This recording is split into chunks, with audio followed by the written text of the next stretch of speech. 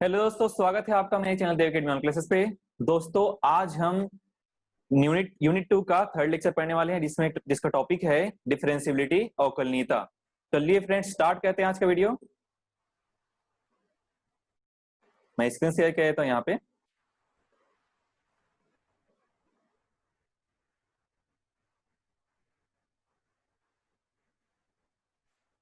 तो आप यहाँ पे देख सकते हैं आज का हमारा टॉपिक क्या है, डिफरेंशियबिलिटी।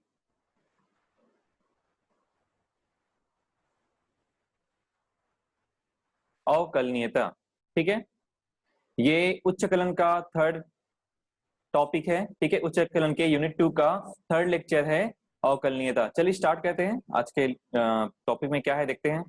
सबसे पहले हम देखते हैं डिफरेंशियबिलिटी का डेफिनेशन। किसी बिंदु पर अवकलनीयता कब होती है, या फिर कोई भी बिंदु पर कोई फंक्शन अवकलनीय कब होती है, उसको देख लेते हैं। तो इसका जो डेफिनेशन है वो है, मान लो f किसी अंतराल, ठीक है, कोई फंक्शन हमारे पास में है, वो किसी अंतराल कोई इंटरवल में, और इंटरवल सबसेट है रियल नंबर का। इस प्रकार वास्तविक मान फलन है। फलन f इंटीरियर पॉइंट, उसके बीच में कोई पॉइंट होगा जो हम इंटरवल लेंगे, a टू b कोई इंटरवल लेंगे, उसके बीच में कोई पॉइंट c होगा, उस पर अवकलनीय कहलाता है यदि limit x tends to c fx minus F C upon x minus c विद्यमान हो। मतलब कि ये जो है एग्जिस्ट करता हो, तब हम कहते हैं कि ये डिफरेंशिएबल है, ठीक है, अवकलनीय है। हम विद्यमान का मतलब क्या हो गया, वो एग्जिस्ट करना चाहिए, मतलब कि वो इनफाइनाइट ना मिले, ना ही इनडिटरमिनेट फॉर्म मिले, इस प्रकार ना मिले, तो वो क्या कहलाता है, विद्यमान है कहलाता है, एग्जिस्ट कर रहा है बोलते हैं उसको, ठीक है। हम इस सीमा को एफ डैश सी से व्यक्त करते हैं, और यह x इक्वल टू सी पर f का अवकलज या डेरिवेटिव कहलाता है, ठीक है। f का अवकलज या डेरिवेटिव कहलाता है एफ डैश सी। यदि limit x tends to c पर f x minus F C upon x minus c विद्यमान हो, तो वाम एवं दक्षिण हस्त सीमाएं भी विद्यमान होंगी, ठीक है। लेफ्ट हैंड लिमिट और राइट हैंड लिमिट भी एग्जिस्ट करेंगी, और वो बराबर भी होंगी, ठीक है। क्योंकि अगर कोई फंक्शन जो है लिमिट ही एग्जिस्ट नहीं करता है, तो वो डिफरेंशिएबल नहीं हो सकता। अगर कोई फंक्शन कंटिन्यूअस नहीं है, तब भी वो डिफरेंशिएबल नहीं हो सकता, ठीक है। ये इंप्लाई नहीं करेगी, अगर कंटिन्यूअस नहीं है, not continuous implies that not differentiable. आपको डिफरेंशिएबल चेक करने की जरूरत नहीं पड़ेगी। अगर कंटिन्यूअस चेक करिए, कंटिन्यूअस नहीं है, तो आप डायरेक्टली इंप्लाई कर सकती हो डिफरेंशिएबल नहीं है, ठीक है। डायरेक्टली इंप्लाई कर सकते कि वो डिफरेंशिएबल भी नहीं है, ठीक है। लेकिन अगर कोई फंक्शन डिफरेंशिएबल है, ठीक है, मतलब अवकलनीय है, तो आप ये इंप्लाई कर सकते हो कि वो फंक्शन क्या होगा, कंटिन्यूअस होगा, ठीक है। डिफरेंशिएबल इंप्लाई करता है कंटिन्यूअस को, लेकिन कंटिन्यूअस हमेशा इंप्लाई नहीं करता डिफरेंशिएबल को, ठीक है। कोई फंक्शन ऐसा भी हो सकता है जो कंटिन्यूअस हो लेकिन डिफरेंशिएबल ना हो। चलिए देखेंगे एग्जांपल बहुत सा कि कौन सा फंक्शन कंटिन्यूअस है, मतलब संतत तो है लेकिन अवकलनीय नहीं है, ठीक है। लेकिन ऐसा कहीं पे भी नहीं आएगा कि अवकलनीय नहीं है और संतत है, क्योंकि अवकलनीय है और संतत नहीं है करके, ठीक है। क्योंकि अगर अवकलनीय हो गया तो वो संतत होना उसको जरूरी है, ठीक है। अब देखिए राइट हैंड डेरिवेटिव, ठीक है, RHD बोलते हैं इसको, राइट हैंड डेरिवेटिव। पहले क्या पढ़े थे, left hand limit, right hand limit, और यहाँ पे LHL RHL पढ़ेगी, यहाँ पे RHD और LHD पढ़ेंगे, ठीक। तो ये हो गया हमारा उसका फॉर्मूला जो है लेफ्ट हैंड डेरिवेटिव का। इसको आर एफ डेश सी से डिनोट करते हैं राइट हैंड डेरिवेटिव को, और उसके इक्वल क्या होता है एफ सी plus H minus F C upon H, जो कि limit H tends to zero पे हम इसको चेक करेंगे। अगर ये एग्जिस्ट करता है तो उसके बाद में जो वैल्यू आती है उसको देखते हैं, जैसे जीरो आ गया, और उसके बाद में सेम वैसे ही ये हो गया लेफ्ट डेरिवेटिव, ठीक है। 8 पॉइंट सी, अगर ये भी जीरो आ गया, अगर दोनों इक्वल आ गए, तब हम कहते हैं कि ये जो है डिफरेंशिएबल है, जो फंक्शन दिया हुआ है वो डिफरेंशिएबल है। लेकिन अगर इक्वल नहीं आते हैं तो हम ये कह सकते हैं कि ये क्या हो जाएगा, डिफरेंशिएबल नहीं है, ठीक है। बस इतना ही चेक करना है हम लोग को। देखिए यहाँ पे लिखा हुआ है, बस इसमें ये याद रखना है कि यहाँ पे देखो एफ सी प्लस एच है और यहाँ पे सी माइनस एच है, बाकी जो फंक्शन है सेम है, ठीक है। जहां जहां एच है राइट हैंड डेरिवेटिव में वैसे ही लेफ्ट हैंड डेरिवेटिव में वो माइनस है, h बस माइनस हो जाएगा, बाकी जो फंक्शन है वैसे ही रहेगा। ठीक है, तो देखिए अतः कोई फलन एफ एक्स इक्वल टू सी पर अवकलनीय होता है। कब होता है? यदि और केवल यदि F day C plus zero और F day C minus zero दोनों विद्यमान हो, मतलब कि right hand derivative left hand derivative दोनों विद्यमान हो और दोनों इक्वल हो, तब हम कहते हैं कि जो फंक्शन है वो डिफरेंशिएबल है या अवकलनीय है। ठीक है, दूसरे शब्दों में एफ डे सी विद्यमान होता है यदि और केवल यदि उसकी, देखो राइट हैंड डेरिवेटिव हो गया ये वाला, और ये क्या हो गया? लेफ्ट हैंड डेरिवेटिव हो गया, क्योंकि सी माइनस लगा हुआ है, इसमें सी प्लस लगा हुआ है। क्लियर है? तो देखिए इसके आगे क्वेश्चन पे आते हैं। एग्जाम्पल नंबर 1, जो कि यहाँ पे आप देख सकते हैं बहुत सारी यूनिवर्सिटीज में आया हुआ है, तो आई थिंक इंपॉर्टेंट है हमारे एग्जाम के पॉइंट ऑफ व्यू से भी। तो देखिए, सिद्ध कीजिए कि फलन, हमारे पास दिया फलन mod of x, x equal to संतत है, किंतु x इक्वल टू 0 पर अवकलनीय नहीं है, जहां मॉड x का अर्थ है x का संख्यात्मक मान। हम जानते हैं मॉड x का ग्राफ कैसे बनता है, कुछ इस प्रकार बनता है। ठीक है, ऐसे 45 एंगल से यहां से आते हुए यहाँ पे भी 135 एंगल पे चले जाता है। ठीक है, तो अगर F x equal to x रहता तो ग्राफ सीधा सीधा ऐसे बन जाता, लेकिन मॉड लगाने के कारण तो निगेटिव पॉइंट आएगा ही नहीं, तो कैसे बन जाता है? इस प्रकार जाके इधर भी आ जाता है लाइन जो है उसका। ठीक है, अब ये देखना है कि डिफरेंशिएबल किस पॉइंट पे नहीं होगा, और डिफरेंशिएबल है तो किस पॉइंट पे होगा। हमें यहाँ पे किस पे चेक करना है? x इक्वल टू 0 पे चेक करना है। संतत है किंतु अवकलनीय है। अब देखो ये तो जुड़ा हुआ है पूरा, कहीं पे भी टूटा नहीं है, तो कंटिन्यूअस तो होगा, तो चेक कर लेते हैं पहले। तो एफ जीरो इक्वल टू करेंगे तो मॉड जीरो इक्वल टू तो जीरो ही आता है। ठीक है, f x equal to x जगह पे जीरो रख दिए तो mod zero equal to zero आ गया। अब देखते हैं राइट हैंड लिमिट, देख लेते हैं राइट हैंड लिमिट के लिए लिमिट एच करेंगे, और जहां पे x था वहां पे क्या आ जाएगा? 0 प्लस एच आ जाएगा। ठीक है, अब फंक्शन अप्लाई कर दिए mod 0 plus H, H tends to 0 पे क्या मिलेगा? हमें 0 मिलेगा। इसी प्रकार लेफ्ट हैंड डेरिवेटिव भी चेक कर लेते हैं। लेफ्ट हैंड डेरिवेटिव में जहां पे फंक्शन x लिखा हुआ है, जहां जहां x है वहां पे क्या हो जाएगा? 0 माइनस एच हो जाएगा। तो ये मॉड करने पर प्लस एच ही आएगा, और प्लस एच को h टेंस टू 0 पे 0 मिलता है। ठीक है, प्लस एच जो है h टेंस टू 0 पे 0 मिलता है।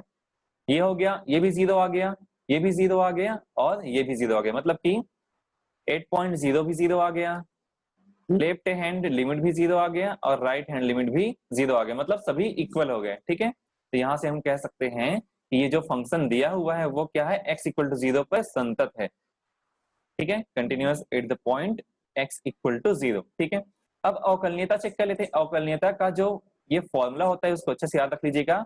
आर एफ डेस 0 इक्वल टू क्या होता है? Limit h tends to 0, F 0 h हो जाएगा। ठीक है, क्योंकि हम 0 पे चेक कर रहे हैं। ठीक है, यहाँ पे c था, हमने पढ़ा था c, तो क्या हो जाएगा? c प्लस एच देखना है, और यहाँ पे c माइनस एच देखना है। ठीक है, तो c plus H minus F 0 upon h ये हो जाएगा। तो देखो c प्लस एच रखे, यहाँ पे क्या हो जाएगा? मॉड ऑफ 0 प्लस एच मिलेगा, जो कि मॉड h हो जाएगा। ठीक है, और माइनस एफ 0 पे हमें 0 मिला था। ठीक है, यहाँ पे 0 मिला था, इसको आप देख सकते हैं यहाँ पे, तो ये 0 हो गया, उसके बाद नीचे h हो गया, तो h अपॉन h मिल गया। अब दोनों को कटा देने पर क्या मिलेगा? यहाँ दोनों कटा देंगे तो 1 आ जाएगा। ठीक है, अब 1 को h टेंस 0 पे तो 1 ही मिलेगा वो। ठीक है, तो कोई दिक्कत नहीं यहाँ पे। अब left hand limit, left hand derivative निकालते हैं। लेफ्ट हैंड डेरिवेटिव के लिए क्या हो जाएगा? लेफ्ट हैंड डेरिवेटिव का जो फॉर्मूला है limit h tends to 0, F 0 minus h हो गया। ठीक है, माइनस एफ 0 अपॉन यहाँ पे भी माइनस एच हो गया। तो देखो न्यूमरेटर में जो मॉड ऑफ माइनस एच मिला है जाएगा प्लस एच हो जाएगा, और ये तो 0 है, कोई दिक्कत नहीं है वहां पे, तो ये प्लस एच हो गया, ये तो प्लस एच हो गया, और यहाँ पे हमें माइनस एच मिला, क्योंकि यहाँ पे मॉड नहीं लगा हुआ है, नॉर्मल सा माइनस एच लगा हुआ है। तो अब यहाँ पे क्या मिला? एच को कटा दिए तो यहाँ 1 बचा, और यहाँ पे -1 बचा। ठीक है, तो 1 अपॉन -1 इज इक्वल टू -1 मिलेगा। ठीक है, जो कि निगेटिव है, और यहाँ पे क्या मिला था? +1 मिला था। तो हम यहाँ पे इंप्लाई कर सकते हैं कि R f dash 0 is not equal to L f dash 0। तो क्या इंप्लाई हुआ इससे कि अगर दोनों इक्वल नहीं है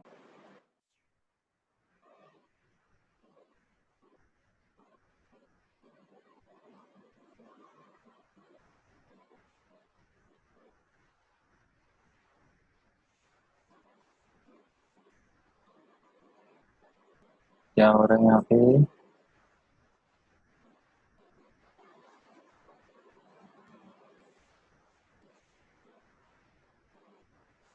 ठीक है, जो फंक्शन है वो डिफरेंशिएबल नहीं है। ओके, कंटिन्यूअस तो है लेकिन डिफरेंशिएबल नहीं है। अब डिफरेंशिएबल नहीं, इसका ग्राफिकल रिप्रेजेंटेशन भी देख सकते हैं कि कहाँ कौन कौन से पॉइंट पे डिफरेंशिएबल नहीं होगा। देखो, इसके बाकी हर एक पॉइंट पे ये डिफरेंशिएबल हो सकता है, लेकिन सिर्फ जीरो पे ये डिफरेंशिएबल नहीं होगा। ठीक है, क्योंकि बाकी हर एक पॉइंट पे क्या है, जैसे यहाँ पे लाइन बना हुआ है, इस पॉइंट पे क्या हो गया, वो अचानक से टर्न हो रहा है। ठीक है, उसका जो पॉइंट है वो अचानक से टर्न हो रहा है। तो ये ऐसा अगर कुछ पॉइंट मिल गया हम लोग को, ऐसा कुछ पॉइंट मिल गया, ऐसा कुछ पॉइंट मिल गया, तो बाकी हर एक पॉइंट पे तो वो डिफरेंशिएबल होगा, लेकिन सिर्फ इसके कोने पे नहीं होगा, कॉर्नर पे नहीं होगा डिफरेंशिएबल। बस इसी को याद रखना है, कॉर्नर पे डिफरेंशिएबल नहीं होता है। ग्राफ से अगर देखते हैं तो ठीक है, बाकी हर एक जगह वो डिफरेंशिएबल है। आगे देखिए, सेकंड क्या कहता है, सिद्ध कीजिए कि f x equal to mod of x minus five, x equal to five पर संतत तो है परंतु अवकलनीय नहीं है। देखते हैं संतत के लिए, एक्स इक्वल टू फाइव के लिए चेक करना है ना, तो सबसे पहले हम निकाल लेते हैं एफ फाइव, निकाल लेते हैं f five is equal to five minus five, तो मॉड जीरो इक्वल टू क्या हो जाएगा, जीरो मिल जाएगा, ये तो हो गया। अब राइट हैंड लिमिट निकाल लेते हैं RHL, तो ये क्या हो जाएगा, जहां पे एक्स था वहां पे फाइव प्लस एच हो गया, जहां पे x है वहां पे 5 प्लस एच रख दिए, बाकी जो माइनस फाइव उसको माइनस फाइव भी लिख दिए। ये कट जाएगा दोनों, तो क्या बचेगा, सिर्फ h बचेगा, जो कि h टेंस जीरो पे जीरो दे देगा। सेम वैसे लेफ्ट हैंड लिमिट के लिए निकालेंगे, तो वहां पे क्या मिलेगा, 5 माइनस एच माइनस फाइव हो गया, ये दोनों कट गए, माइनस एच का मॉड करने पे प्लस एच मिला, जो कि हमें जीरो दे दिया, h टेंस टू जीरो पे। ठीक है, ये आ गया। तो देख सकते हैं हम यहाँ पे कि right hand limit, left hand limit और एट द पॉइंट फाइव, ठीक है, तीनों इक्वल है, तो ये क्या हो गया, संतत है। x इक्वल टू फाइव पर ये कंटिन्यूअस है, x इक्वल टू फाइव पर संतत है, तीनों इक्वल हो गए, तो x इक्वल टू फाइव पर संतत है।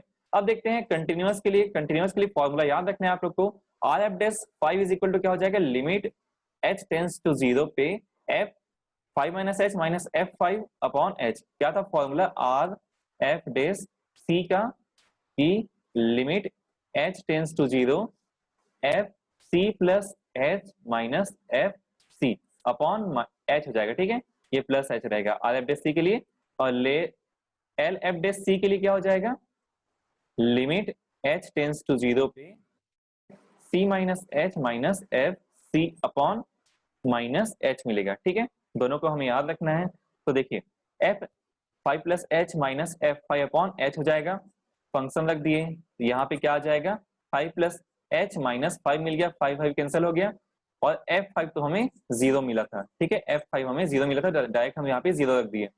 तो देखो यहाँ पे ये दोनों कट गए, तो क्या बचा, सिर्फ एच बचा इसमें, तो mod h upon h equal to h upon h हो जाएगा, जो कि हमें वन दे देगा।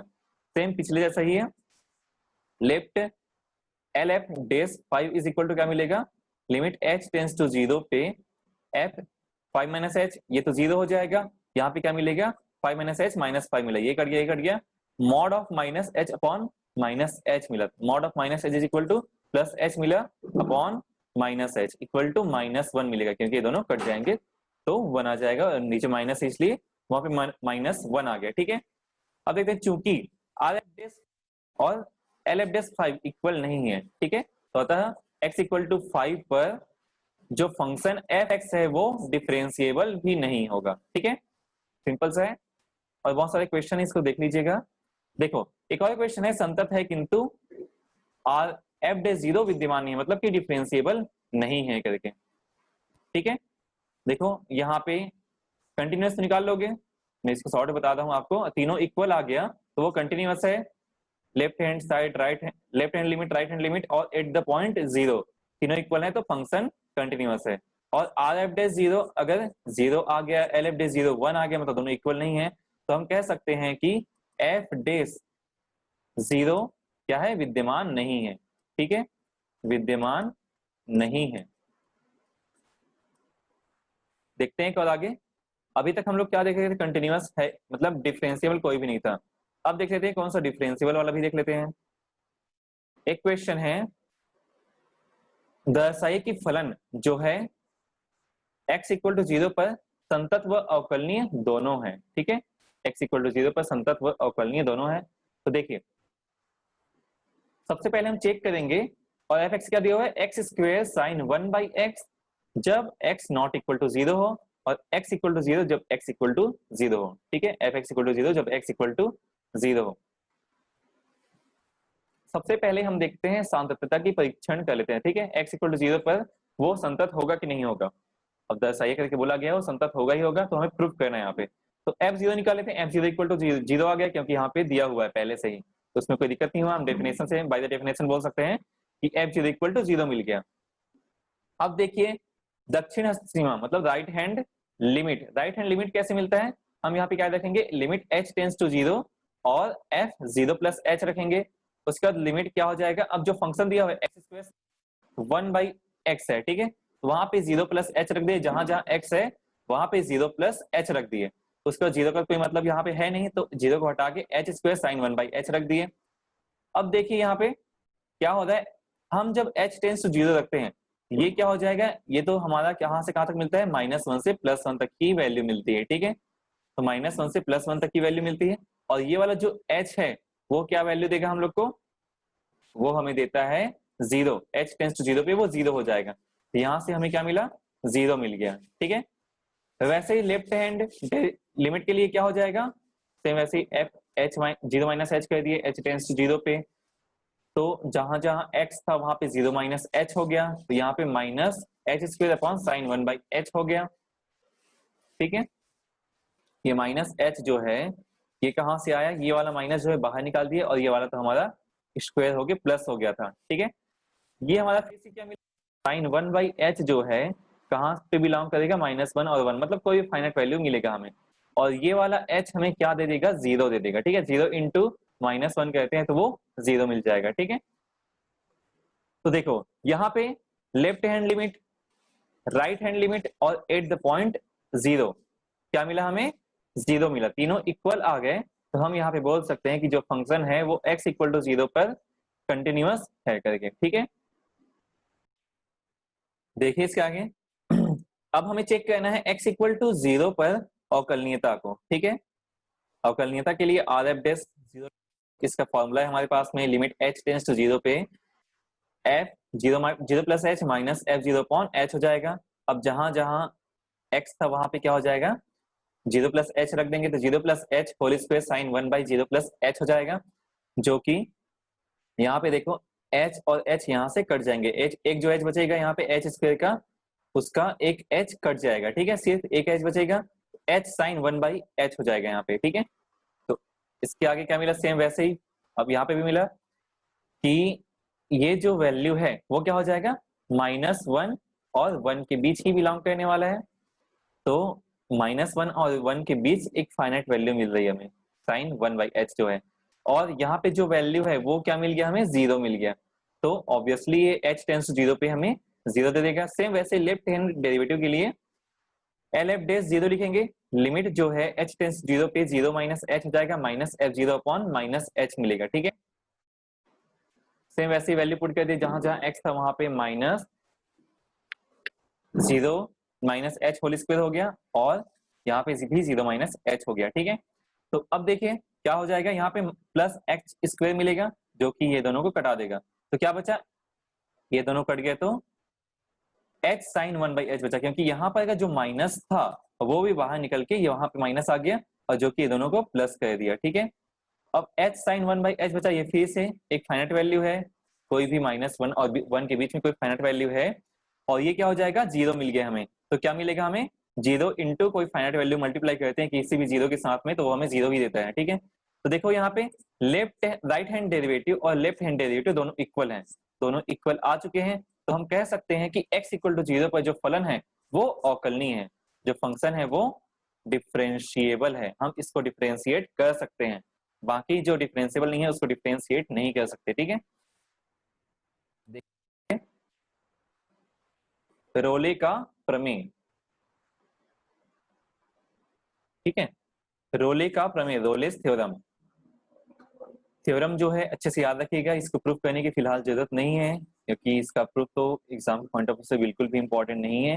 तो देखिए थ्योरम क्या कहता है, मान लो एफ एक्स का कोई फलन है तो तथा एफ एक्स समवृत्त अंतराल मतलब क्लोज्ड इंटरवल ए बी में संतत है, एफ एक्स विवृत्त अंतराल ओपन इंटरवल ए बी के प्रत्येक बिंदु पर डिफरेंशिएबल अर्थात एफ डैश एक्स विद्यमान है और f a equal to f b है, तो कम से कम एक बिंदु ऐसा मिलेगा जो ए और बी के बीच में बिलोंग करेगा जिससे हमें उसका डिफरेंशिएशन क्या मिलेगा, जीरो के बराबर मिलेगा, ठीक है, या फिर जीरो हो जाएगा, ठीक है, उस पॉइंट पे जो है उसका डिफरेंशिएशन जीरो हो जाएगा, ठीक है।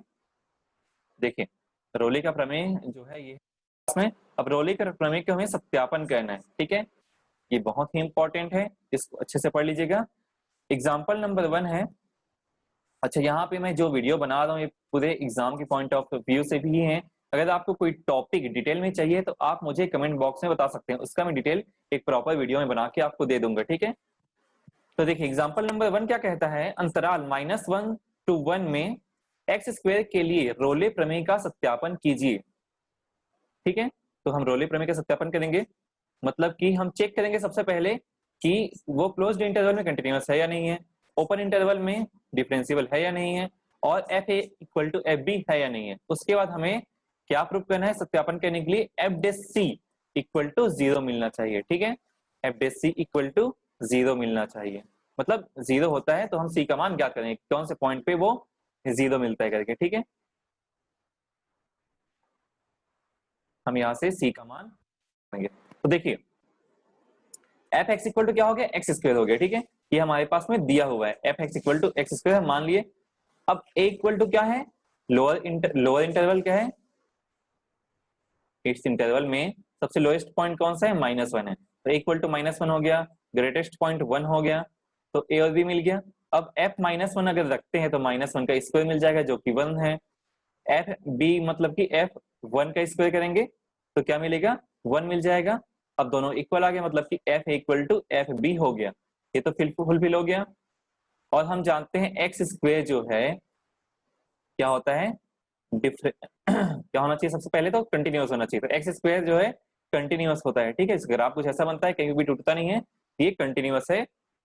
और इंटरवल कौन सा है, इस इंटरवल में ये कंटिन्यूअस है, ठीक है। अब इसी ओपन इंटरवल में इसका क्या होना चाहिए, डिफरेंशिएबल होना चाहिए, ये कहीं पे भी पॉइंट जो है अचानक से मुड़ नहीं रहा है, एकदम स्मूथ बन रहा है। स्टेबिलिटी का कंडीशन आप याद रखना, अगर स्मूथ बन रहा है कहीं पे भी तो वो फंक्शन हमेशा डिफरेंशिएबल हो, जैसे साइन एक्स हो गया, साइन एक्स का ग्राफ कुछ ऐसे बनता है, ठीक है, ये डिफरेंशिएबल होता है हर एक पॉइंट पे। इसी प्रकार cos x का हो गया, ये डिफरेंशिएबल होता है, लेकिन tan x का जीरो पे वो डिफरेंशिएबल नहीं होता है, ठीक है, देखिएगा इसको, अभी आगे देखते हैं। तो ये स्मूथ अगर कर्व बन रहा है कहीं पे भी तो वो क्या हो जाएगा, डिफरेंशिएबल है, लेकिन अगर कुछ ऐसा कर्व बन गया जो अचानक से टर्न हो रहा है, ठीक है, तो उस पॉइंट पे क्या होगा, वो डिफरेंशिएबल नहीं होगा, ठीक है। तो ये तो हम जानते हैं कि एक्स स्क्वायर डिफरेंशिएबल भी होता है और कंटिन्यूअस भी होता है, ठीक है, और f equal to f b भी आ चुका है। अब हम f dash c equal to zero रखते हैं, ठीक है, यहाँ पे लिख दीजिएगा उसको, f x equal to x square समवृत्त अंतराल क्लोज्ड इंटरवल -1 to 1 में संतत है, f dash x equal to 2x मिलता है डिफरेंशिएट करने पर, आप 11th में बहुत डिफरेंशिएट किए होंगे, तो एक्स स्क्वायर का डिफरेंशिएशन करने पर हमें क्या मिलता है, 2x मिलेगा, जो कि ओपन इंटरवल के सभी मानों के लिए विद्यमान है, ठीक है, इसका आप कुछ वैल्यू पुट कर लो, इसमें क्या होगा, वो एग्जिस्ट करेगा ही करेगा। अब देखो, अब चूंकि एफ एक्स रोले प्रमेय के तीनों प्रतिबंधों को संतुष्ट करता है, अतः कम से कम एक संख्या c इक्वल टू -1 और 1 के बीच इस प्रकार विद्यमान है कि f dash c equal to क्या होना चाहिए, जीरो होना चाहिए, और f dash x equal to क्या मिला था, 2x मिला था, जहां पे x है वहां पे हम क्या रख दिए, c रख दिए, यहाँ पे भी c आ गया, 2c आ गया, 2c इक्वल टू जीरो हो गया। अब c इक्वल टू हमें क्या मिला, 1 मिला, ठीक है, c इक्वल टू हमें क्या मिला, जीरो मिला, ठीक है, c इक्वल टू जीरो मिला। अतएव अंतराल -1 to 1 में एक बिंदु c इस प्रकार विद्यमान है कि c इक्वल टू जीरो इस प्रकार विद्यमान है कि f dash zero equal to हमें जीरो मिलेगा, ठीक है।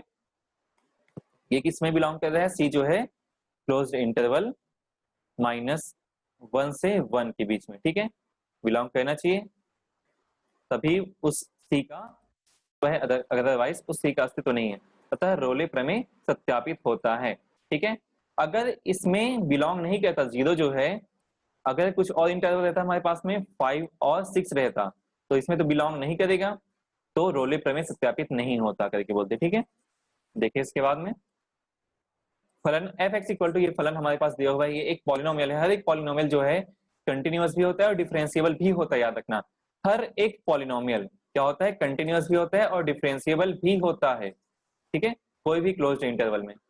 अब देखो इसके लिए क्लोज्ड इंटरवल 2 4 में रोले प्रमेय को सत्यापित कीजिए करके बोला जा रहा है। तो एफ एक्स इक्वल टू एक पॉलिनोमियल दिया हुआ है जहां ए इक्वल टू क्या है, 2 है। देखिए ए इक्वल टू 2 है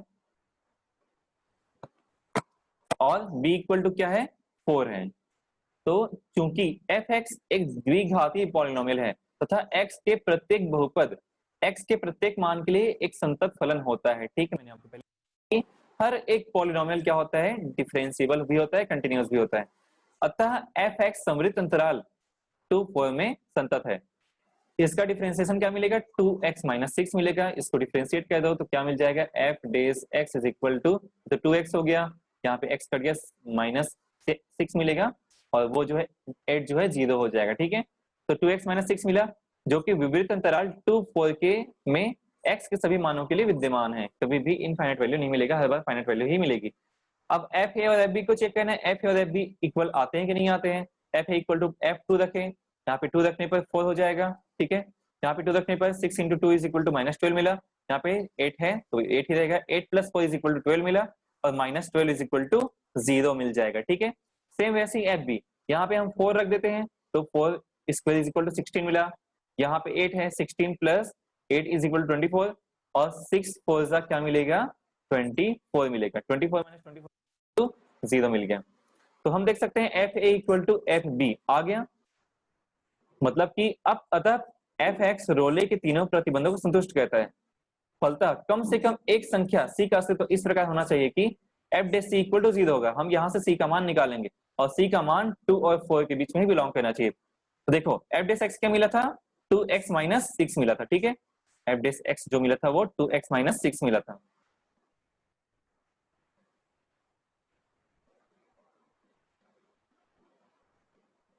देखिए f dash x equal to 2x minus 6 मिला था, तो हम उस वैल्यू रख देंगे जहां जहां x वहां पे c आ जाएगा। F day c is equal to ये इसलिए यहाँ पे c आ गया, इसलिए हर x जगह पे c आ जाएगा।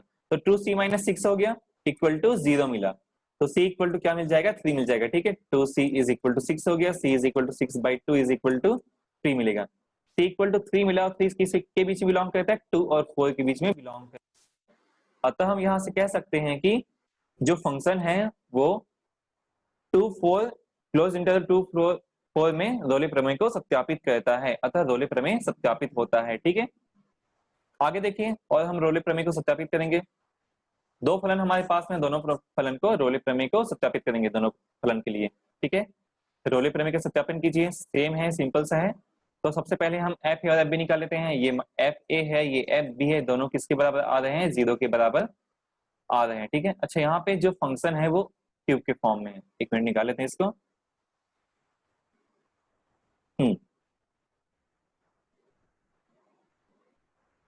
अच्छा इसका इंटरवल निकाला जा रहा है। ठीक है, इसका इंटरवल निकाला जा रहा है। देखिए एफ एक्स इक्वल टू क्या है, एक्स क्यूब माइनस 4x हो गया। F x equal to x cube minus 4x हो गया। अब एफ एक्स इक्वल टू 0 रख के देखते हैं, 0 कब आता है, x cube minus 4x is equal to 0 हो गया। एक्स कॉमन निकालिए, मतलब इसका हम जीरोस निकाल लेते हैं। ठीक है, इसका हम जीरोस निकाल लेते हैं, इसका रूट निकाल लेते हैं। ठीक है, तो एक्स इक्वल टू क्या मिला, 0 2 और -2। अगर इसको एक अरेंज कर लेते हैं तो -2 पहले आ जाएगा जो कि सबसे लोएस्ट वैल्यू है और ये सबसे हाईएस्ट वैल्यू है। तो -2 0 2 हो गया। अगर इसको किसी इंटरवल में अगर डिफाइन करते हैं तो वो -f-2 और f2, ठीक है, इस प्रकार मिलेगा। और इन दोनों वैल्यू को पुट करने पर वो हमें 0 ही देगा, क्योंकि हम उसको 0 से ही निकालें, इसलिए उसका 0 ही मिलेगा। तो f-2 इक्वल टू भी 0 हो गया, f2 इक्वल टू भी 0 हो गया, f0 इक्वल टू भी 0 हो गया। ठीक है, अब हम चेक करेंगे कि क्या ये डिफरेंशिएबल है। तो जो बहुपद है, अगर कोई भी फंक्शन हमारे पास में पॉलिनोमियल मिलता है, बहुपद मिलता है, तो वो हमेशा क्या होगा, संतत होगा। और हर एक पॉलिनोमियल डिफरेंशिएबल भी होगा। ठीक है, कोई भी इंटरवल में -2 और 2 इंटरवल है तो उसमें डिफरेंशिएबल होगा। ठीक है, अब देखिए f-2 इज इक्वल टू क्या मिला, 0। ठीक है, जो कि हम पहले ही निकाल चुके थे। f2 इज इक्वल टू, तो दोनों इक्वल है, तो हम यहाँ पे कह सकते हैं कि ये रोले प्रमेय के तीनों प्रतिबंधों को संतुष्ट करता है। अतः कम से कम एक संख्या C का अस्तित्व इस प्रकार होना चाहिए कि, किस प्रकार होना चाहिए देख लेते हैं, f day c equal to 0 हो। अब हम यहाँ से C का मान निकालेंगे जो कि किसके अंदर बिलोंग करना चाहिए, जो इंटरवल हमारे पास में है, इंटरवल क्या है, -2 से 2 के बीच में, इसके अंदर बिलोंग करना चाहिए जो भी हमें वैल्यू मिलता है C का। तो देखिए C इज इक्वल टू क्या मिला, C इज इक्वल टू 4/3 मिला, तो C इज इक्वल टू +-2/√3 मिला। तो 2 जो है उसमें कुछ भी डिवाइड करते हैं 2 से छोटा हो जाएगा, जो कि प्लस माइनस में है, हमेशा -2 और 2 के बीच में ही बिलोंग करेगा। ठीक है, इसी प्रकार अंतरालों -2, 0 और 0-2 पर विचार किया जा सकता है, और इसी प्रकार दिए गए फलन के लिए दोहरे प्रमेय सत्यापित होता है क्योंकि उन दोनों के बीच ही बिलोंग करता है। हम सेम वैसे ही उसके लिए भी निकाल सकते हैं, जो सेकंड हमारे पास में जो दिया गया था फंक्शन जो दिया है, इसके लिए भी हम रोले प्रमेय को सत्यापित कर सकते हैं। ठीक है, कि पॉलिनोमियल क्या होता है, कंटिन्यूअस भी है और डिफरेंशिएबल भी है। हम इसका रूट निकाल लेते हैं, पहले रूट क्या मिला है आप इसको तो निकाल सकते हो। ठीक है, सबसे पहले इसको निकालने के लिए क्या चेक कर लेते हैं कि ये जो है, सबसे पहले हम f1 निकालते हैं। अगर f1 पे ये 0 मिलता है मतलब 1 इसका रूट होगा करके। ठीक है, देखो हम क्या करेंगे, f1 इक्वल टू क्या हो जाएगा, इसमें 1 रख दिए, यहाँ पे 1 आ गया, फिर -6 हो जाएगा, फिर +11 हो जाएगा, -6 हो जाएगा, तो 11 + 1 12, -6 -12 हो गया, 12 - 12 इज इक्वल टू 0 मिला। मतलब कि अगर 1 पे 0 मिल रहा है तो 1 इसका 0 है, 1 इसका रूट है। ठीक है, एक मूल तो हो गया 1, तो हम यहाँ से 1 निकालने की कोशिश करेंगे, एक रूट बनाने की कोशिश करेंगे 1 का। ठीक है, देखिए हमारे पास ये फंक्शन है, अगर x³ यहाँ पे है तो अगर इसमें से x² बाहर निकालते हैं, देखो x³ है हमारे पास में, अब यहाँ पे 6x², हमें x -1 बाहर निकालना है, तो यहाँ पे x² लाना पड़ेगा ताकि x² जब कॉमन निकालेंगे तो x -1 बच जाए अंदर में। ठीक है, देखिए x² हो गया, तो बाकी क्या बचा इसमें, -5x² बचेगा। ठीक है, अब -5² है मतलब यहाँ पे ऑब्वियसली होना चाहिए +5x होना चाहिए, ताकि 5x जब कॉमन निकाले तो -5x जब कॉमन निकाले तो x -1 बच जाए। अब यहाँ 11x में 5x रख दिए यहाँ पे, तो बचा क्या, 6x बचा। ठीक है, और बाकी और क्या बचा हुआ है, 6 बचा हुआ है, तो यहाँ पे रख दिए।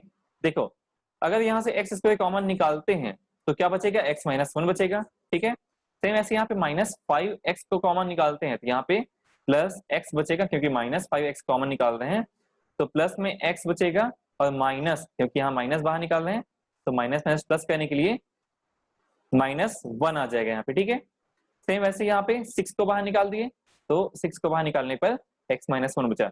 अब सभी में क्या कॉमन है, x -1 कॉमन है। ठीक है, और x 5x + 6 इसको तो आप आसानी से कर सकते हो, स्प्लिट करने पर निकल जाएगा। ठीक है, तो x -1, x -2, x -3 इसका रूट मिला, तो x = 1 2 3 मिला। अतः fx = हमें क्या मिला, 0, अर्थात f1 भी किसके बराबर होगा, 0 के बराबर होगा, f2 भी 0 के बराबर होगा, और f3 भी किसके बराबर होगा, 0 के बराबर होगा। देखिए अर्थात f1 = f2 = f3 तीनों किसके बराबर हो गए, 0 के बराबर हो गए। अब हम चेक करेंगे इसके कंडीशंस को, तो हम जानते हैं बहुपद है तो संतत तो होगा ही इंटरवल पे, और जो इंटरवल हमारे पास बना है 1 2 3 मिला है, मतलब कि इंटरवल क्या मिलेगा, 1 और 3 मिलेगा। ठीक है, 1 और 3 इंटरवल मिलेगा। अब f' निकाल लेते हैं, f' करने पर 3x² - 12x + 11 मिला, जो कि विपरीत अंतराल के लिए विद्यमान है। ठीक है, हम जानते हैं f1 और f3 किसके बराबर है, 0 के बराबर है, और दोनों इक्वल हैं एक दूसरे के। अतः fx रोले प्रमेय के तीनों प्रतिबंधों को संतुष्ट करता है, फलतः कम से कम एक संख्या c का अस्तित्व इस प्रकार होना चाहिए कि f' = क्या मिले, 0 मिले। अब यहाँ से हम c का मान निकालेंगे, तो ये तो कैलकुलेशन है, इसको तो आप कर सकते हो, जो फॉर्मूला लगता है हमारा रूट निकालने का वही फॉर्मूला यहाँ पे अप्लाई किया गया है। क्या होता है फॉर्मूला रूट निकालने के लिए, x = -b ± √b² - 4ac upon 2a होता है। ठीक है, यहां से आप निकाल सकते हैं, तो हमें क्या वैल्यू मिला, मैं डायरेक्टली आपको बता रहा हूँ, 1.42 या फिर 2.58 मिला। 1.42 भी बिलोंग करता है 1 और 3 के बीच में, 2.58 भी बिलोंग करता है 1 और 3 के बीच में। ठीक है, क्योंकि ये दोनों बिंदु अंतराल 1 और 3 के बीच में स्थित है, अतः रोले प्रमेय सत्यापित होता है। क्लियर है? बहुत सारे क्वेश्चन के लिए, 4 क्वेश्चन लगभग के लिए, और 4 क्वेश्चन लगभग डिफरेंस अवकलनीयता के लिए किए थे। इतना। तो दोस्तों मुझे लगता है आपको पूरा चीज समझ में आया होगा।